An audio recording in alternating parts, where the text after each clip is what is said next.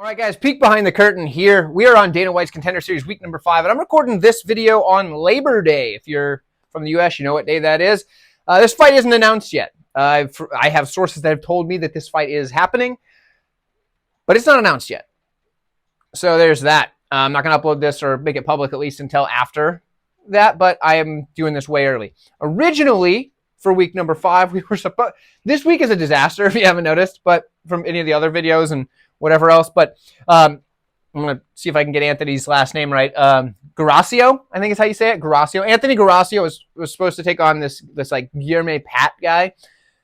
And Guarascio was going to just maul that man. Like that Pat looks like the goods, right? Dude's jacked out of his mind, built like a brick house. Like you look at this guy and you go, oh shoot, he's going to kill anybody they put in front of him. Not a chance. Dude was going to get destroyed because he doesn't do anything. Guarascio was going to run through him. But Guarascio's only 3-0. And he was scheduled. The UFC, what are you doing here? We got a 3-0 guy in here. Not that Guarascio's bad. I think he's pretty solid heavyweight prospect. I think both of these guys are decent, right?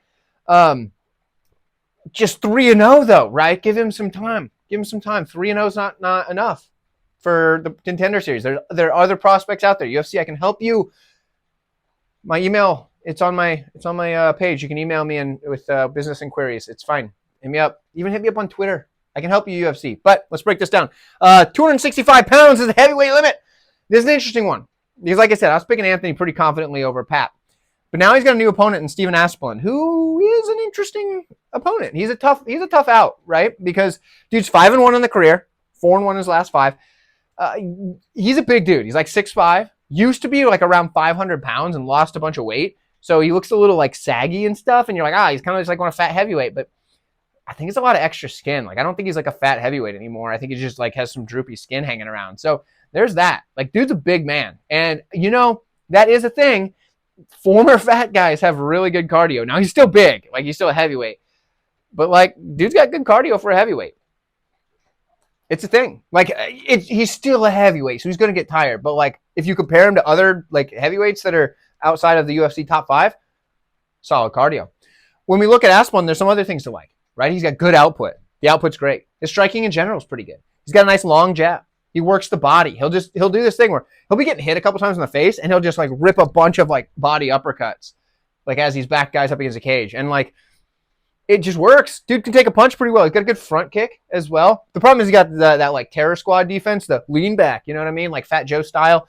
That's not good. That's bad. Especially here.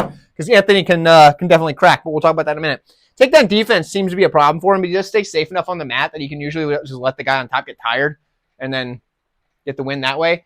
I don't remember if it was his most recent or the one before that. They kind of get muddied together when I'm watching tape. But that's kind of what he did, right? He got taken down in the first. Guy just guy landed like 40 some odd like big heavy shots from top, but Asplund was able just to kind of like block most of them and survive the first round.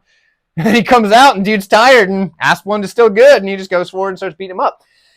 He can do that. He can definitely do that. He's tough. He's got that manual labor strength because dude works in manual labor during his day job, right? So he's got that you know the hardenedness about him, right? That helps. It does. Believe it, like trust me, because like I've always said that like doing that manual labor, you build things that you don't build just like in the gym. Things like grip strength, for example, you don't really build that in the gym as well. You know, the sustained durability, those type of things. That's what he's got. Okay. For Gracio though, this dude is an interesting case. He fought like over a decade ago as an amateur. Doesn't even look like the same guy. Like the guy that you see in those old amateur fights from like 2013 or something like that could fit in this dude's leg. Maybe not quite, but like seriously. Gracio he was not good back then, and that's okay. Like he turned something, he fought like way later, came back, lost his first amateur fight back after his break, and then he started winning some fights, so that was good, and he looked really good. But he got into like bodybuilding in the time off or something like that. Got jacked, big, muscular, but he doesn't look like the jacked, big, muscular where you're like, oh, that's actually probably going to be a hindrance. He doesn't look like that. No, he looks like a fighter at this point, so that's good. Dude looks pretty solid, honestly. He's coming off a big win over Bailey Schoenfelder, who was on the Contender Series before. Sure, he lost, but Schoenfelder's not bad, right? He's a decent prospect, you know, in his own right. Good wrestling, things like that.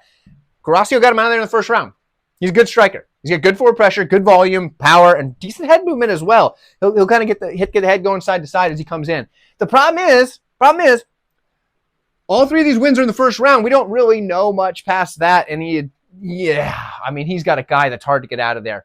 So here's how I see this playing out, right? And I know I've talked a lot during this one already, so I'm not going to try not to drag this out too much longer. If Guarascio doesn't win in the first round, I think Asplund takes over.